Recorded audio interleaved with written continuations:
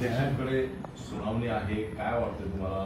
निर्णय होईल लवकर व्हावा अशी अपेक्षा निश्चित आहे. जे काही व्हायचं,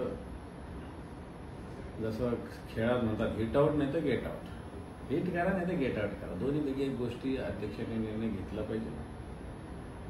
परंतु ज्या पद्धतीनं चाल ढकल मागच्या मे महिन्यापासून चालू आहे, आधी कोर्टाने खूप दिवस घेतले, नंतर आता अध्यक्ष खूप दिवस घेत आहेत. आणि मला असं वाटतं, मी वारंवार हे म्हणतो की एखाद्या गोष्टीला न्याय मिळेल आम्हाला आज नाही तर उद्या, परंतु हा न्याय मिळत असताना उशिरा न्याय म्हणजे अन्यायच आहे ना.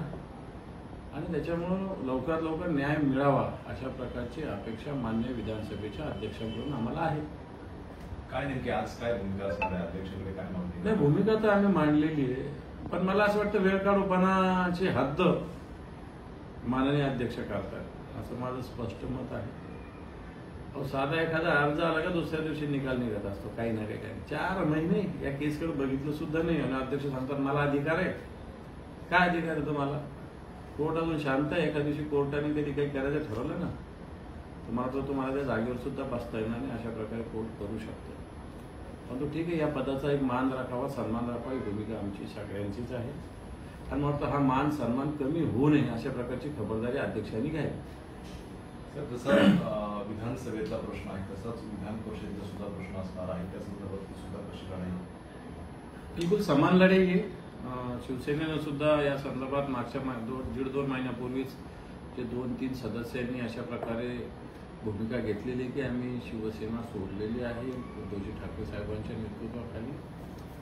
मग त्यांच्याविषयी अपात्रतेचं शिवसेनेनं निलंबनाच्या विषयी सगळ्या कायदेशीर बाबीला सुरुवात केलेली आहे.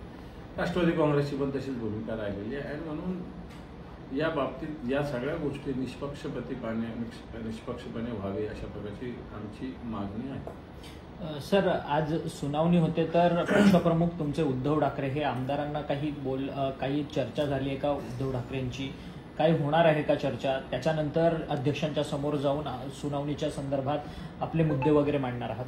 पण या सगळ्या विषयावर मागच्या काळात बरीच चर्चा झाली. रोज रोज या विषयावर चर्चा करण्याची गरज नाही. विषय सरळ सोपा आहे. 16 आमदाराची अपात्रता, त्यांनी पक्षाच्या विषयी ज्या ज्या पद्धतीनं भूमिका घेतल्या या पक्षांतरबंदी विधेयकात येतात, त्यामुळे त्यांना अपात्र करावं. बाकी आमदारांशी चर्चेचा काही प्रश्नच येत नाही. बाकीच्यांचा काही रोलच नाही.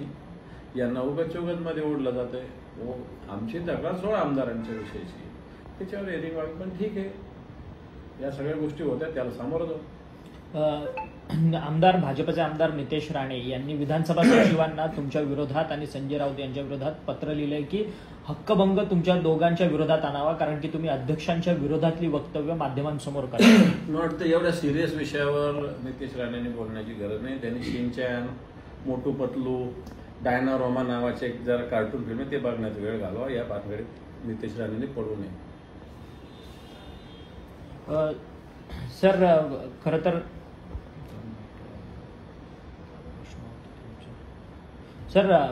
भाजपचे प्रदेशाध्यक्ष बावन्न कोळे यांचं एक ऑडिओ क्लिप आता खरं तर व्हायरल होते. त्यांनी नगरमध्ये भाषण करत असताना पत्रकारांना चहा पाण्याला बोलवा असं आव्हान जे आहे ते भाजप नेत्यांना केलेलं आहे. आणि त्यांनी सुजय विखेंचं नाव त्या भाषणामध्ये स्पेसिफिक घेतलेलं आहे. आणि तो आता ऑडिओ क्लिप जो आहे तो समाज माध्यमांमध्ये व्हायरल होताना पाहायला मिळतोय. मला वाटतं भारतीय जनता पार्टीवर जे एक आता ज्या परिस्थिती भारतीय जनता पार्टी समोर उभं राहतात, ते भारतीय जनता पार्टीला कोणत्या गोष्टीला सामोरं जावं लागेल. कुठेतरी मी बघितलं, एक व्हिडिओ क्लिप आली की भारतीय जनताच्या कार्यकर्त्याला अक्षरशः काठ्या घेऊन लोक मागे लागले. रोज वेगवेगळ्या पद्धतीनं भारतीय जनता पार्टीचे लोक कशा पद्धतीनं वागत आहेत. आणि म्हणून बावनकुळे साहेब पत्रकारांना चहा पान घ्या, पत्रकारांना चहा पाण्यावर बातम्या किंवा काही आपलं काम थांबवता येतं का, हा माझा प्रश्न पत्रकारांनाही राहील आणि भारतीय जनता पार्टीला राहील. कारण पत्रकार सुद्धा या आपल्या या सार्वभौम प्रजासत्ताक देशामधले लोकशाहीचा चौथा स्तंभ म्हणून ओळखलं जातं. म्हणून त्यांनी तेवढंच ताकदीनं जर राहिलं तर आपल्या देशाची लोकशाही मजबूत राहील. सर, एक वेगळा प्रश्न आहे. पंकजा मुंडे संचालिका असलेल्या वैजनाथ सहकारी साखर कारखान्याला जवळ GST विभागाची नोटीस आलेली आहे. 19 कोटींची मालमत्ता जी आहे ती कारखान्याची जप्त आहे.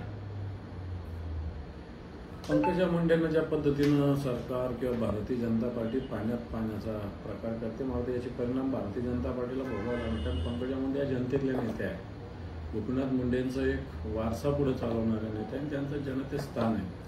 आणि असं जनतेत स्थान असलेले लोक भारतीय जनता पार्टीला लागतच नाही. भारतीय जनता पार्टीला दरबारी लोक, नेत्यांची हजी करणारे लोक, नेत्यांना मुजरा पाडणारे लोक असेच लागतात. त्यामुळे अशा प्रकारच्या त्रासाला पंकजाताईंना सामोरं जावं लागत असेल. काल राज ठाकरे यांनी एका पुस्तक प्रकाशनात सोहळ्यामध्ये एक खंत मांडलेली आहे की महाराष्ट्रात अनेक मोठ्या माणसांचा जन्म झाला, पण त्याच महाराष्ट्रात आपल्याच लोकांना आपण मोठं करत नाही, अशी खंत त्यांनी बोलून दाखवली. बरोबर आहे. आता जी मराठी माणसाची जी वृत्ती हळूहळू बदलत चाललेली आहे, स्वतःपुरतं बघण्याची वृत्ती झालेली आहे. आपला माणूस मग कोणत्याही क्षेत्रात असेल, खेळात असेल, साहित्यात असेल, राजकारणात असेल. एक काळ असा होता की जे नेतृत्व होतं किंवा जे साहित्यिक होते किंवा जे खेळाडू होते की आपल्या माध्यमातून जास्तीत जास्त लोक या देशाचं, या राज्याचं नाव मोठं करावं अशा पद्धतीनं प्रयत्न करत होते. परंतु आता अशा प्रकारे माझंच नाव पुढं असावं अशा प्रकारचा प्रयत्न सगळ्या क्षेत्रात होता. मग आता राजसाहेबांनी ती खंत बोलून दाखवली असावी. सर, नागपूरमध्ये जे काही नुकसान झालेलं आहे पावसाने आणि चर्चा होताना पाहायला मिळत, विरोधकांनी सुद्धा बोट उचललेला आहे की मुंबईवरती बोट उभं करताना नागपूर शहराची अवस्था काय अशा प्रकारचं प्रश्न उपस्थित केला आहे. बरोबर आहे. कारण ज्या पद्धतीनं मुंबईमध्ये तर अतिशय कमी जास्त पाऊस झाल्यावरही वेगवेगळ्या पद्धतीनं काही गोष्टी होतात, झाल्या नाही पाहिजे पण होतात. त्या नागपूरमध्ये मुंबईपेक्षा अतिशय कमी पाऊस झाल्यावरही नागपूरची जी परिस्थिती झाली तर हा खोकला